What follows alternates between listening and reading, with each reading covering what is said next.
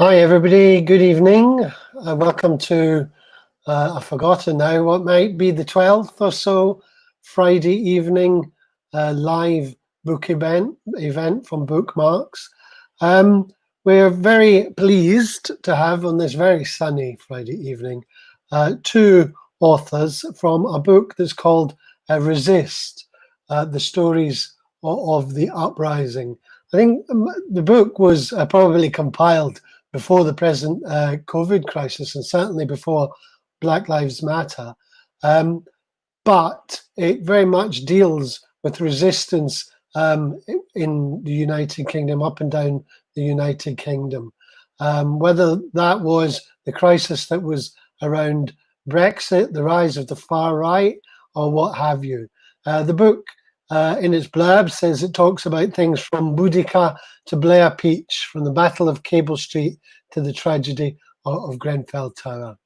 There are a great deal of many contributions in the book, contributions on the Tolpuddle Martyrs, the Rebecca riots, Liverpool transport strike, the Battle of George Square in 1919, which, as Glaswegians all know, off by heart.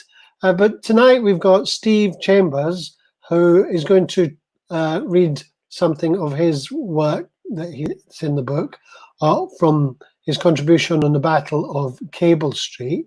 And we've got Luan Goldie, who's going to talk about and read some of her contribution that's in the book about the Ford Dagenham women's strike. Let's introduce them.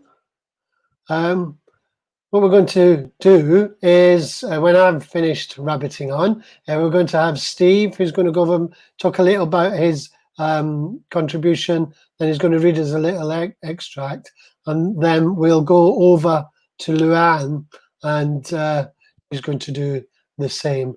I'm hoping tonight also to show a couple of little video clips, which we've never done before, so we're getting very adventurous.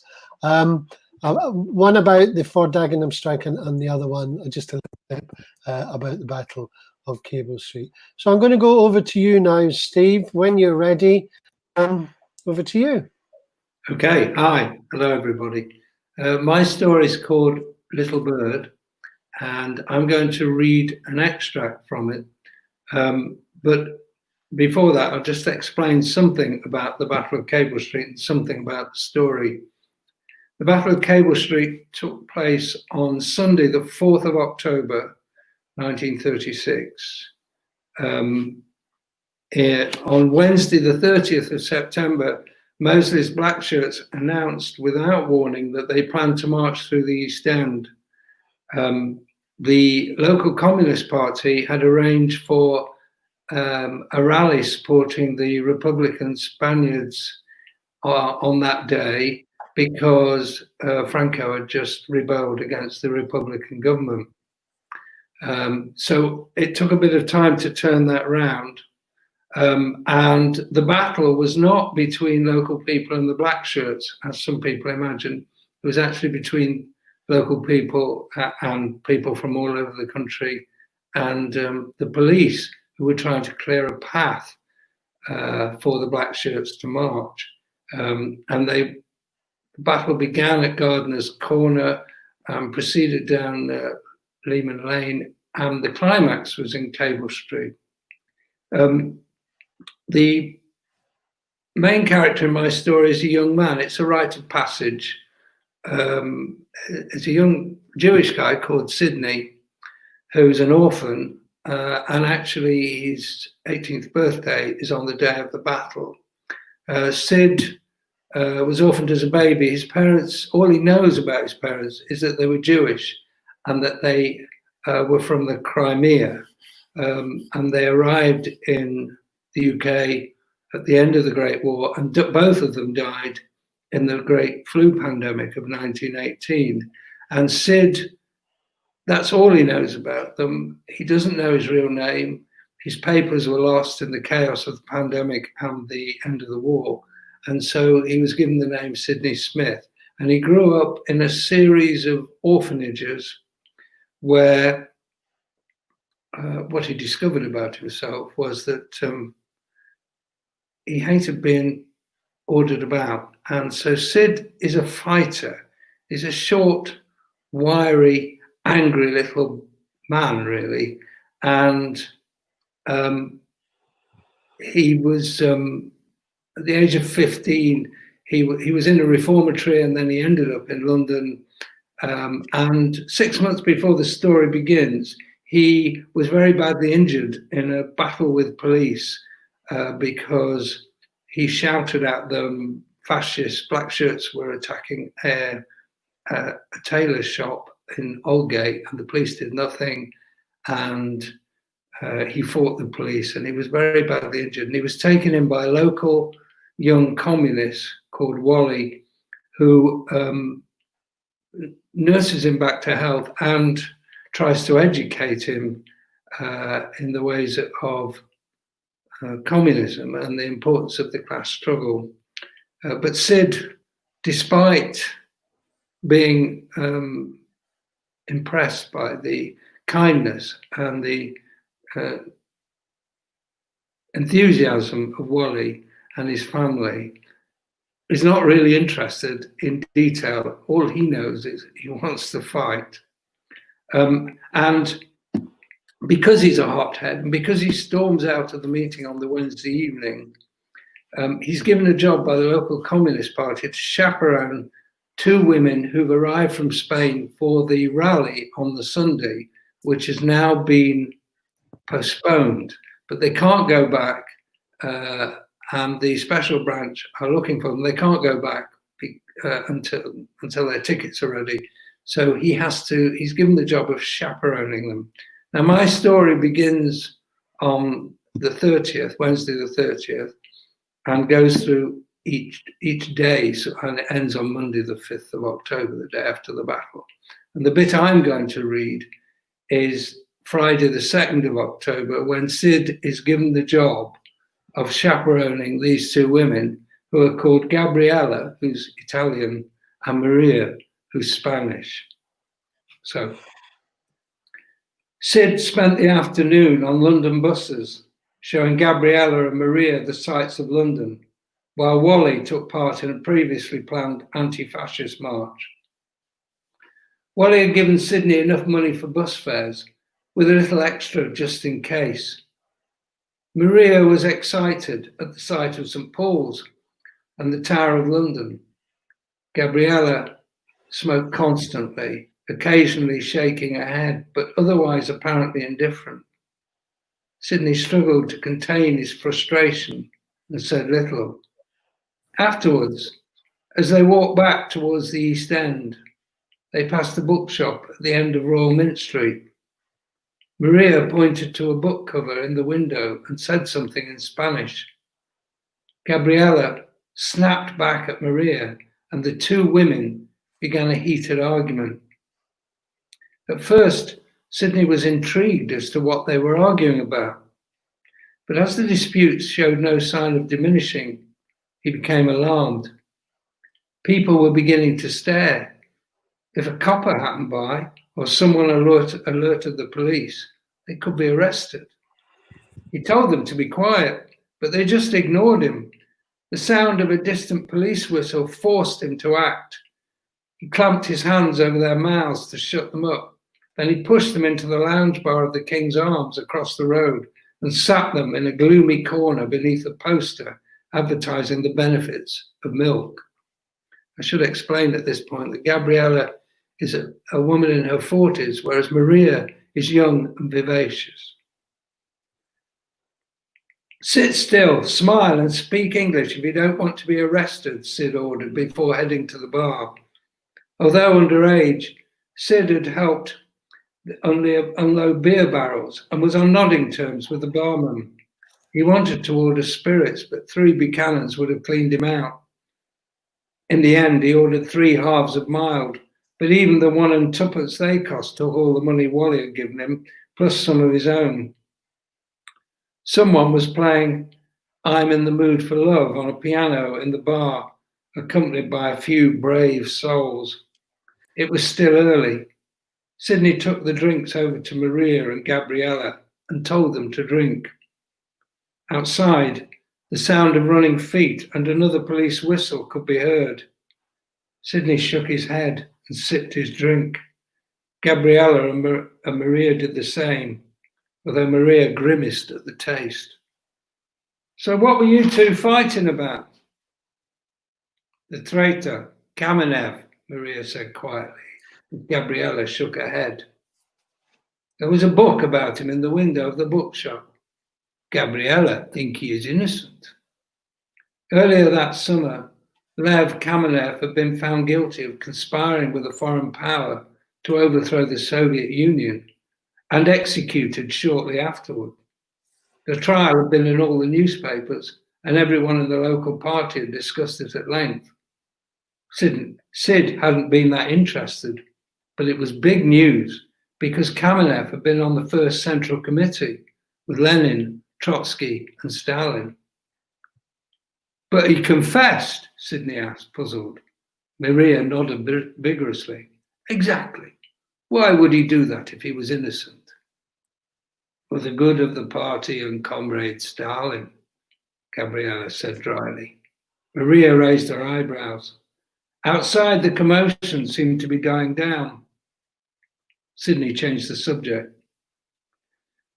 Gabriella, when we were driving round on the bus, she peered at him through her spectacles. Why did you keep shaking your head?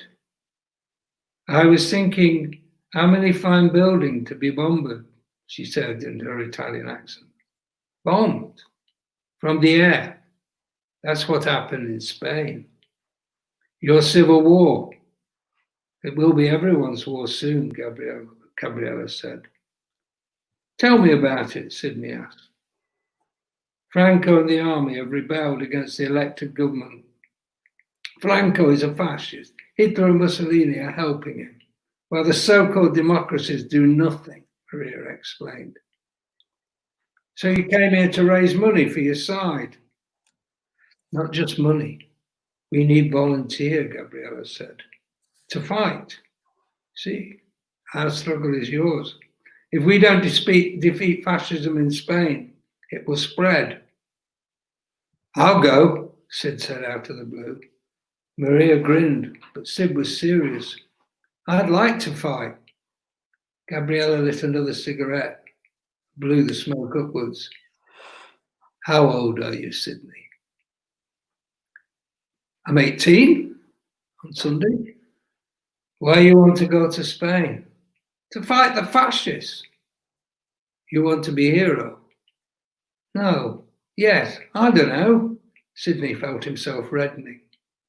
Gabriella leaned in close to him, and he could smell the garlic on her breath. He's not adventure. He's war. People are fighting, dying. You can be wounded, killed. I know that, he blustered. Why now? Because you're here, asking for help.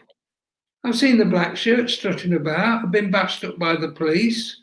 I'm a communist. I want to fight. You speak Espanol? No. You have military experience? No. Allora, what can you do? Gabriella asked softly. I don't know. I'm strong. I'm a good fighter. I don't give in. For the first time since he'd met her, Gabriella smiled. It transformed her face, and he glimpsed the youth and joy that had been there once. What's funny? He demanded. Uccellino, she whispered. You chew what? Sydney asked, feeling foolish. Uccellino, little bird. Gabriella smiled. I don't get it. Sydney felt his anger growing. You're not ready, Gabriella replied. You have not learnt yet. Learnt what? You'll know when it happened. Their glasses were empty, and Sydney had no more money. We should get going, he said, standing. The women nodded. Maria excused herself and went to the lavatory. Gabriella watched her go and frowned. Why they give me this girl? She does not listen. Sydney was still troubled over the ferocity of the argument between the women. How can you be certain about Kamenev?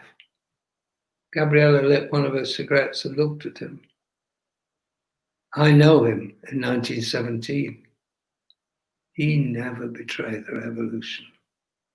Sydney thought about this. Gabriella touched his arm tenderly. Be careful. What? There are spies everywhere.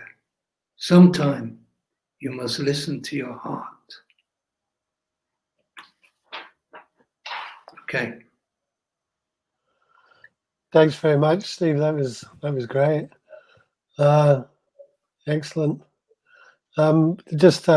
My grandfather was on the commemorative committee to place a memorial to the fighters in the Spanish Civil War, international brigades in Glasgow. It took a long time, but you can go and see it there by the Clydeside.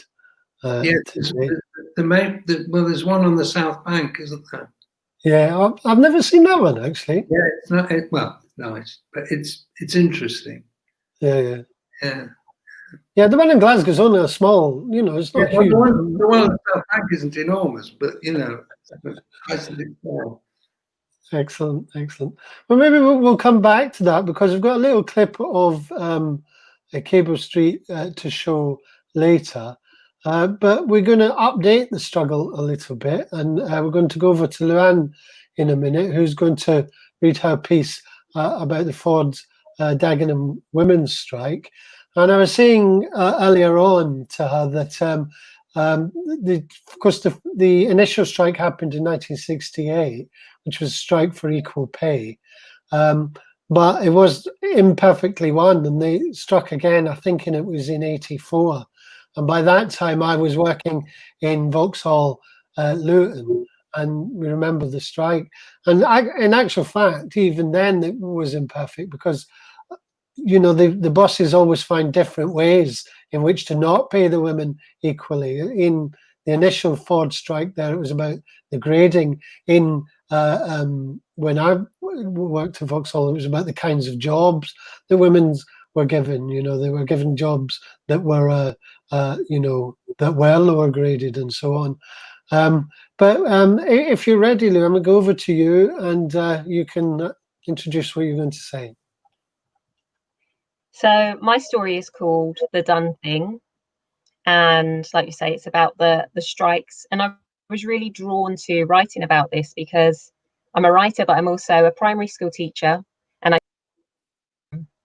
So I know that Ford has this, it's part of the fabric of that area, but yet I don't know anyone who works there. I don't know anything really about Ford as a workplace, except for that they had this strike. There's a film about it. There was even a musical about it once, and all these sort of plucky 1960s women with beehives and mini skirts and, on the picket lines. It was really interesting. But when I first started researching the story with Dr. Jonathan Moss, who's this is his field, and he conducted lots of oral history with the women who went on strike, the first thing he needed to get across to me was that it really wasn't like the film. These were not these sexy, plucky 1960s, horsey girls. These were hard unionists. So this was a really serious thing, complete opposite to what we see in that kind of glossy Hollywood film. So I really wanted to capture that in my short story. So I'll read you the opening of the story. It's called The Done Thing. Gran picks up a pair of heart-shaped sunglasses from the sea of crap on sale. The stall holder lifts a tiny mirror and smiles encouragingly. Ben whistles. Looking good, Mrs. A. Mrs. A? Why has he started talking like the Fonz? He never talks like this when we're back in America. It's one of the 100 annoying habits Ben's taken up since we arrived at Heathrow. You don't think I'm too old for them then? Gran asks, tipping the glasses down her nose, doing her best Lolita impression. You? Old? Never. Ben tries a pair too, with eyes shaped like flamingos. He nods along with the whiny Drake song on the stall holder's phone.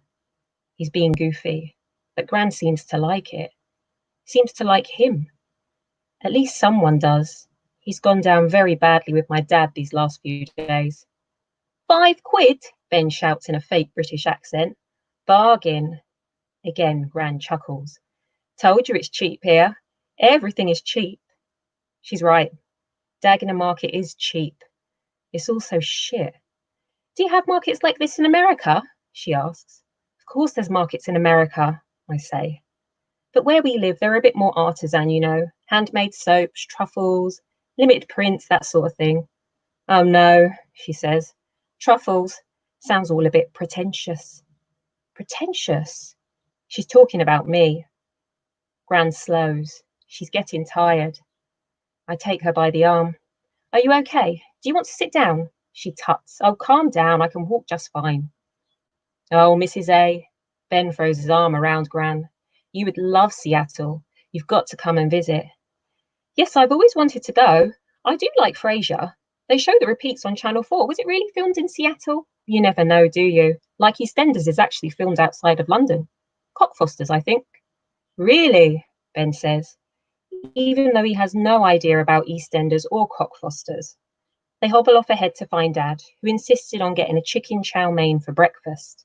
He sits with his new wife, Elaine, in the makeshift food court. Didn't buy anything then, Dad says as we approach. Guess it's not your sort of thing anymore, is it? Now you're all living abroad. What's living abroad got to do with shopping? Dad nods over to Ben and Gran, their heads close to each other, giggling about something. 1968, Ben says. No way, you must have been a baby. And again, Gran giggles. What's so funny? I ask. Instantly she stops and her face falls back to neutral. How can she do that?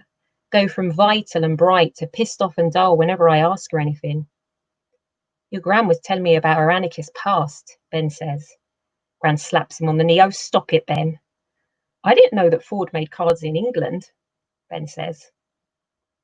Dad perks up. Ford don't make anything anymore. In fact, no one in England makes anything anymore. Right, shall we make a move then? Gran wobbles as she stands, and Dad rushes to catch her. I'm fine. I stood up too fast, that's all. Blood went right to my head. As we walk back to the car, Gran falls behind with Dad and Elaine. So weird, I say.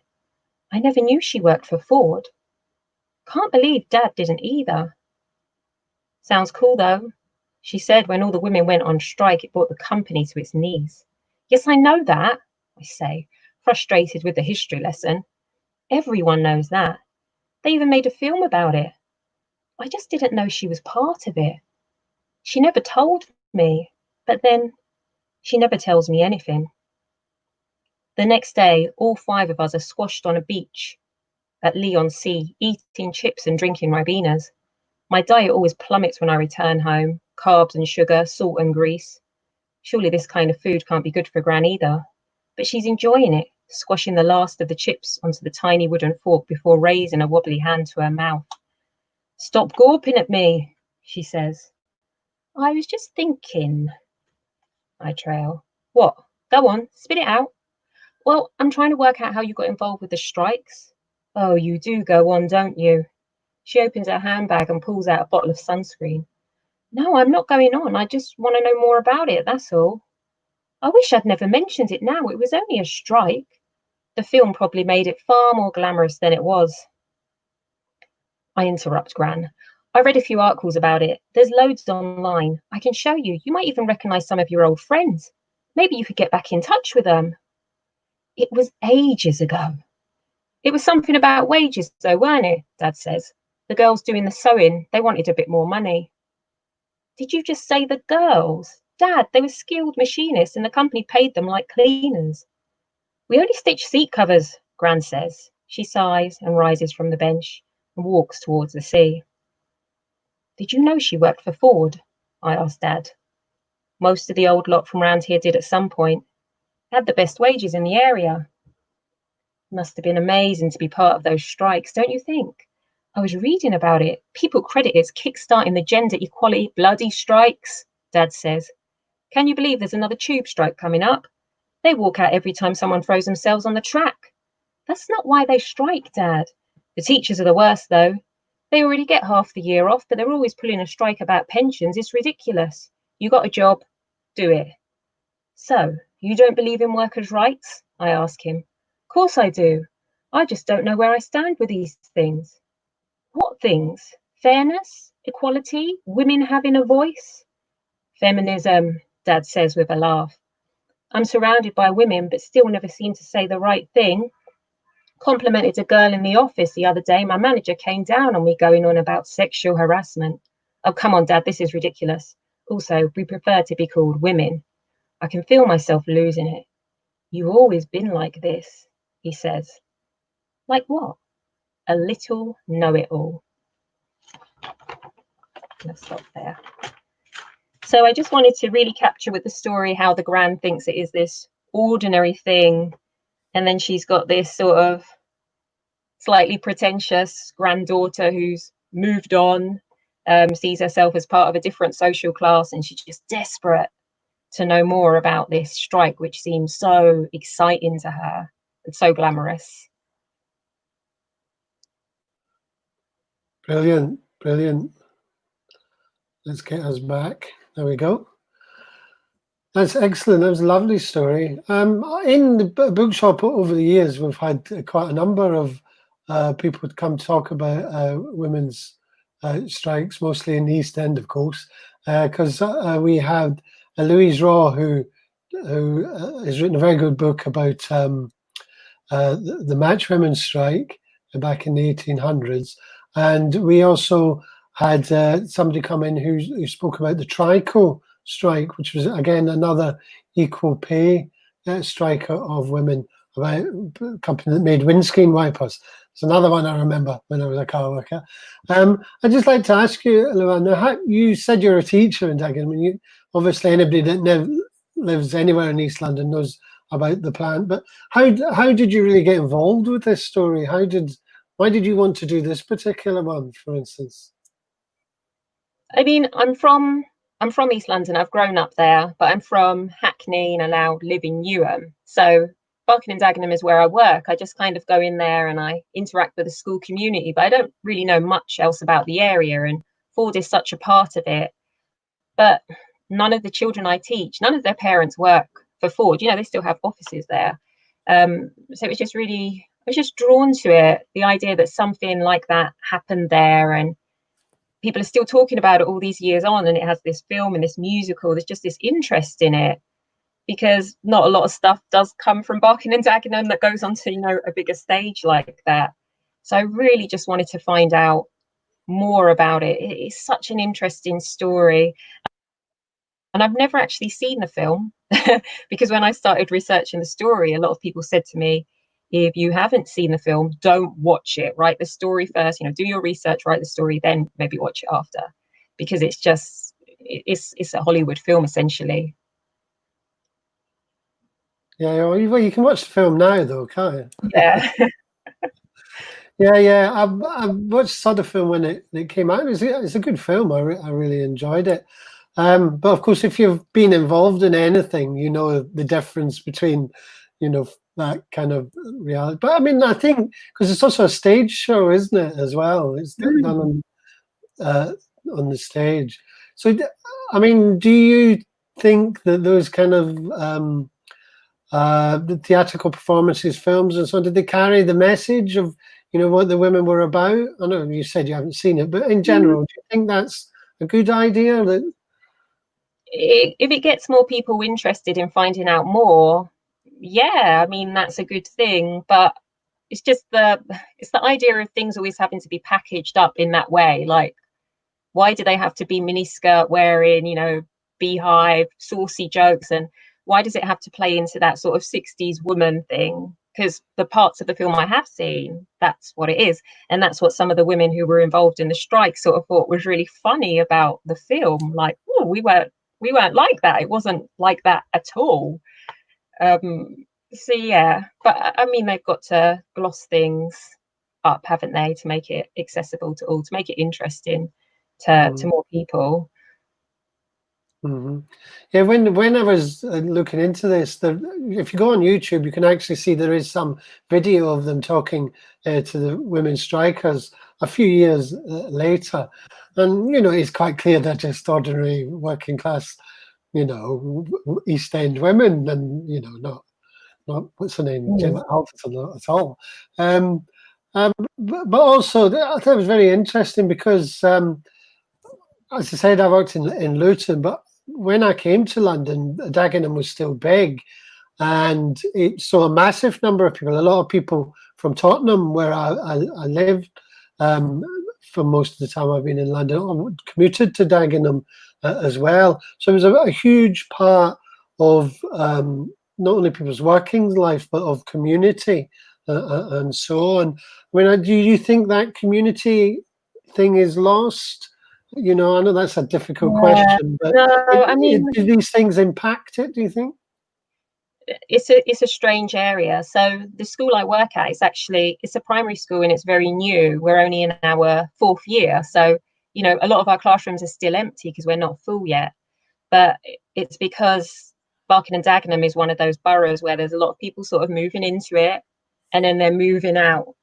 And when our school started, we weren't the only school that opened in the area either. There were 3 schools, and it was because, all these children were being moved. So lots of the children, they join the school, and they've not really come from the school up the road. They've come from a school in Hackney, from Islington, and they stay for a bit, and then they move off way out of London.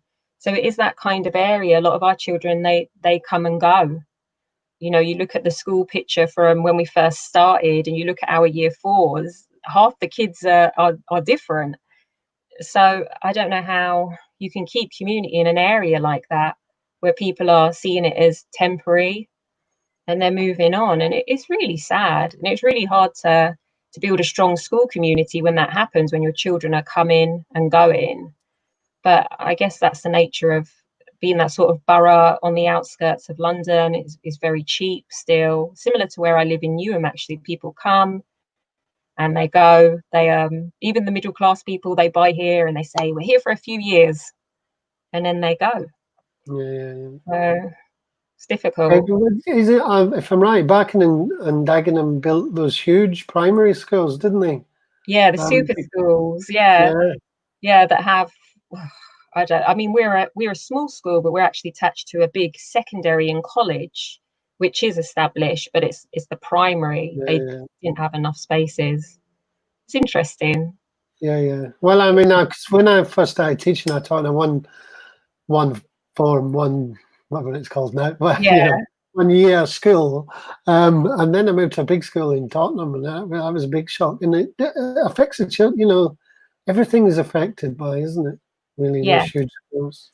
Yeah. Anyway, we're talking about schools now, which is, of course, what teachers do all the time. But just to carry on the theme, I've got a comment here from Dave Clinch, who says, listening to both of these cracking readings, he thinks that they're ideal for school students in different parts of the curriculum. Dave is a former teacher. So much to explore and also to discuss. So I don't know, Luan, do you think that's right? Do you think your story could be used in schools, or stories like yours, books like this could be used in schools? That would be great, because with the Resist book and also the one that came before Protest, I read a lot. I don't read that much non-fiction. I'm not really the sort of person who would pick up a book to read about necessarily the Cable Street riots or, Boudica, but if there's a short story, a piece of fiction on it, I would read that. So it gets people who wouldn't normally go into non-fiction or read historical texts interested. So yeah, and especially at the moment, there's a lot of talk about what we need to do with our curriculum. We know it needs to be changed. So yeah, why not? Yeah. With the Black Lives Matter stuff, and again, through these, technological means of communication, I know that lots of teachers around the country are having big meetings discussing the curriculum and how it can be changed. So perhaps we also need to get the stories of, working class women fighting for equality in there as well. Yeah, that would be great. Yeah. And just to bring you in, Steve.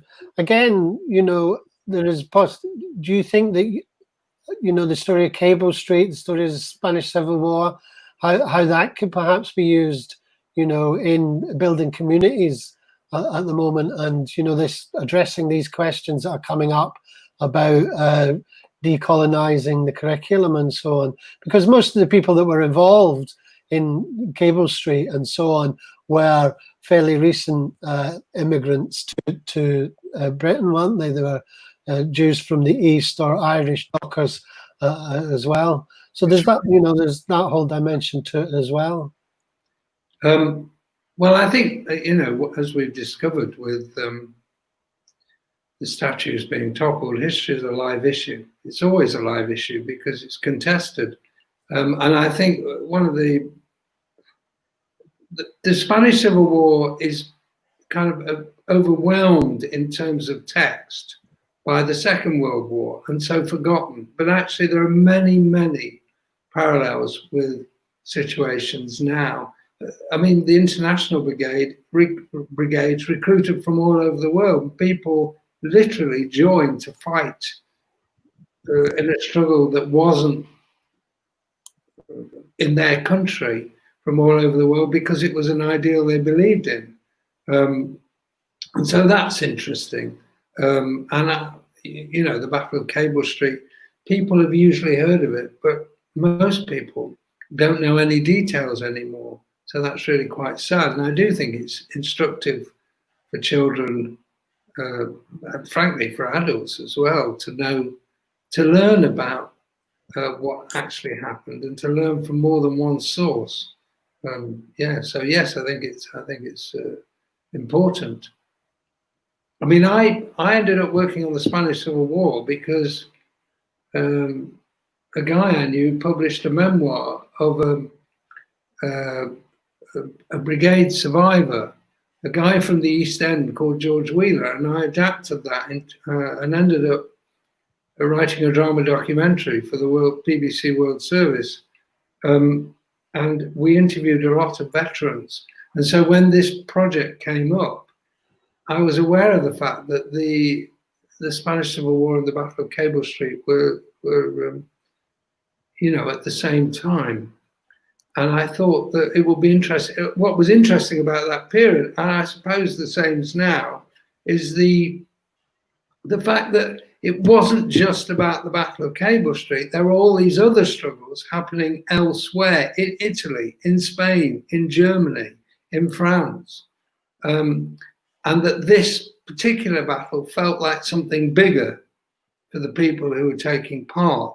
That it, although it was very localized, was actually a very big event because it spoke to everything else, a bit like Black Lives Matter. Mm-hmm. Yeah, when I'm not a few streets away from me, I used to teach. Ian Hart, who's in the film Land and Freedom, his daughter used to be in my class, so I had the privilege of chatting to him quite a lot about that film. But again, we are talking in a present situation where, you know, the rise of the right, Bolsonaro in Brazil, authoritarian tendencies in Trump, Orban in Hungary, and so on, where, you know, the fascism and the rise of fascism is no longer, like, as it were, a historical question, but becomes a real question. I think it's always contemporary, Dave. I mean, Graham Swift says in Waterland that every generation has to re-dredge the channel. And I think that's true. I think we have to we take for granted what we have until it's threatened, and then we have to start again. It seemed very hard to pass on the lessons of our lives to the people that come after us. I mean, we can try, we can proselytize, we can preach, but until it happens to them and they understand why it's important, it just seems to me how it is, really. But of course, yes, I mean, it's very depressing and very familiar, you know. I mean, all I say to people is, it must have been more frightening in 1939 than it is now, because there are periods now when it feels, the environment's going up in flames.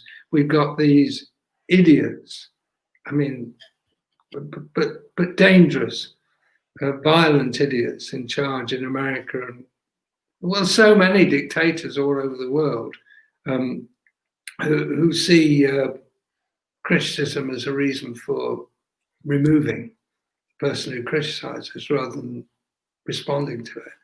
It's all very depressing, but I think we have to keep struggling. That's the point. And I think writing and bearing witness is one of the ways we can do that, which is why the book's so great, really, because it's so excellent. Yeah, that's why we keep Bookshop going. Yeah, exactly. Well, yeah. I mean, I'd agree with you. It was, it might have might have seemed very depressing until probably the last few weeks, with huge rise again of Black Lives Matter struggle across the whole world. But can I ask you some questions about your story there? Because you weave into that the part of it that you read about Kamenev and so on. It's just because the book is kind of subtitled from fact to fiction, isn't it? Or it has that in it in the blurb. And I'm just interested in writing how you navigate that kind of writing, where obviously you have a political position yourself, but there's all the intricacies of fact and faction involved in these stories of the Communist Party members in that period, which of course is very difficult for them to navigate. But now to bring about, I think, from what you read, you did very well, and that's very interesting, I think. What's fascinating about that period? What's fascinating about that period is, if you just look at the international brigades, the book I adapted by George Wheeler, which was called To Make the People Smile Again, he tells the story. George was a wood turner. He was a joiner, I think, as far as I understand it. And he went to Spain in 1938, and he was a sportsman. He liked playing football, and he liked boxing. And he tells this story of playing a game of football in Barcelona, and this other group played football at the same time. And when he said, "We're already playing here," the people playing the other game said, "We're anarchists," and accused him of bourgeois revisionism. So they had two balls on the pitch and 44 players. And the game was cut off by an air raid. And I thought that, in a sense, summed up, because life is like that, isn't it? All the time. Although it's clear in retrospect, at the time, it's very difficult to see the right way. And the reason why I picked Sid was, I just thought I was thinking, actually, I think there's a lot of lost boys today who kind of understand fighting, but don't really understand why they want to fight, or where their anger comes from. And I also wanted to write about that as well, because it seemed to me that they're sort of underrepresented in a lot of contemporary fiction, at least in a positive light. Anyway, they're quite often represented in a negative light. And I like Sid as a character because his instincts were right, but he didn't understand. He was kind of struggling to understand. I think I went off course a bit there, but no, that's great. Let me bring Luan back in here, because I wanted to ask her a question about her story too, which I thought was very interesting. Where your character was talking about pay and conditions and women's fight, but the dad counters that by saying, "Oh, feminism," and he doesn't know where he stands. So you move there from the concrete struggle, as it were, to this ideological expression of it, perhaps a reflection of the ideological expression of it in someone else's head. I thought that was fascinating. Well, I was thinking not of my dad, but of my younger brothers. It's the kind of thing one of them would say. Doesn't want to offend anyone, but is always like, oh, feminism, I need to be careful, and just, links all these things together, equal pay, and it's all to do with feminism. And so he's not a bad person. He's just a bit out of step, I guess, with what's going on. Feels like he's being left behind, doesn't know the right thing to say and do. And I can understand that. Sometimes it feels like things are moving so quickly. And you might come across being politically incorrect when really you're not. You just used the wrong word. I think a lot of people grapple with that, especially at the moment. Definitely at the moment with all the Black Lives Matter issues. I mean, I was in a group of writers, and people were saying we're offended by the term BAME, and I was thinking, gosh, am I meant to be offended by that now as well? Like, it's moving so fast. So I just wanted to put him in. He's kind of this nice, soft character, but he just doesn't get it. He tries, he just doesn't get it, and I think a lot of people can relate to that. Yeah. I mean, I think you're right. It's thing about things moving fast, isn't it? That who would have thought that you could pull down the slaver statues only a couple of months ago? And then all kinds of things being questioned. And although people have been doing it for a long time, the idea that it could move to the front and become part of it. But I think you're right as well, is that, people don't all form opinion. They move step by step. They begin to move towards where you want to go. And that's why I thought your characters in the story were very very realistic. I'm going to try now and show the little clip about the strike. So you'll have to kind of bear with me, everybody out there. And I was going to say TV land, but it's not really, is it? Let's try. Let's try. What do I have to do? There we go. I can do that. Here we go. This is a little thing that was done by the TUC.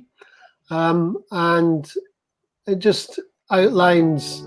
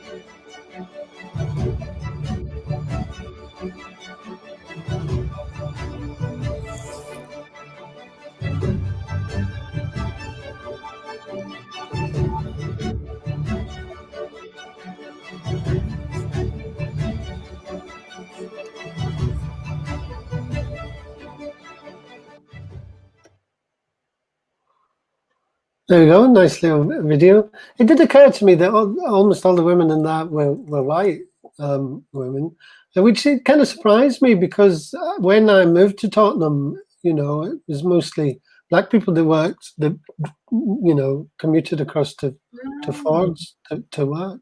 Of course, there was a Ford's plant in Enfield as well. Right. Yeah. Maybe it's a big company. Right, Yeah. I'm now... Sorry, I'm interrupting you. No, go. The next clip. I'm just going to say we can also watch a little bit of the Battle of Cable Street. If that clip works, we'll see how that works. Again, what do I do?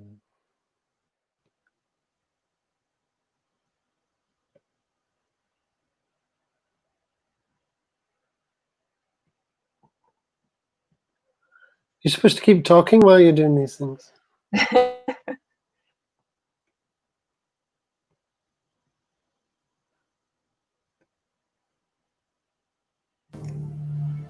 As part of their campaign of terror, the fascists planned a march through the Jewish East End on October 4th, 1936.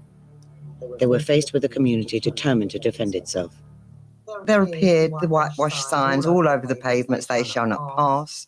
There were posters, there were leaflets, asking everybody in the East End to form what I can only describe as a human wall. You weren't asked to go and fight. You were asked to block the streets, block the roads so that the fascists couldn't get through. This confrontation culminated in the notorious Battle of Cable Street, one of the few British riots that have been well documented. The fascists were drawn up in Royal Mint Street, and they were to be reviewed by Sir Oswald Mosley. And that's where they lined up, and that's where they were reviewed, but as far as they went, they never got any further. But as I continued towards Gardener's Corner, there were thousands, it was so thickly, it was very difficult to get through. But around about the early afternoon, the police started to try to clear space for them to march.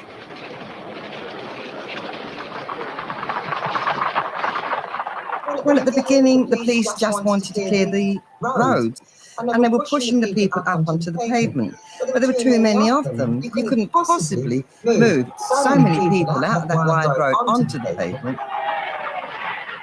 They were using the mounted police, and the police were leaning down and quite indiscriminately banging everybody in the head who was within their reach.